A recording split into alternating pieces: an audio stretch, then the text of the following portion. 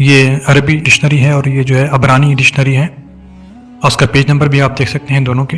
یہاں میں کوکب لفظ کی اگزامپل دے رہا ہوں، یہ عربک ڈکشنری میں کس طرح سے مینشن ہے، دیکھیے آپ کہ آپ کو عربی کے علاوہ کوئی دوسرا لفظ نظر نہیں آئے گا، جبکہ آپ اہل کتاب کو دیکھیے کہ ان کا انداز کیا ہے علم دینے کا۔ یہ لفظ یہاں پر وہی ہے، کاف واو کاف بے۔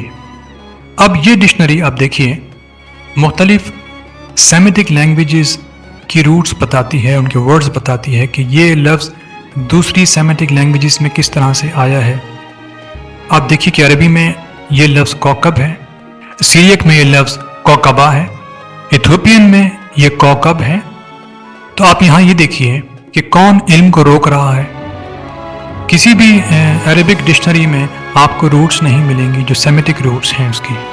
تو اس کے بعد اگر یہ لوگ یہ ایکسپیکٹ کریں کہ یہ یہود و نصارہ اس علم کو مان لیں گے اور اپنے علم کو چھوڑ دیں گے، تو یہ کتنا ممکن ہے یہ آپ سوچ سکتے ہیں۔ اور اس کی وجہ کیا تھی کہ انہوں نے اپنا جو معیار بنایا وہ اپنی ہی قوم کے لوگوں کو بنایا، اور انہوں نے جو معیار بنایا آپ دیکھ سکتے ہیں کہ انہوں نے دوسرے قوم کے لوگوں کا علم بھی لیا، یعنی کتنی قوموں کے جو ہیں وہ علوم جو یکجا کر کے یہ آپ کو ایک لفظ میں دے رہے ہیں۔ اور یہاں کیا حال ہے کہ یہ لوگ آپ کو کوئی لفظ کوئی میننگ دینے کو تیار نہیں ہیں۔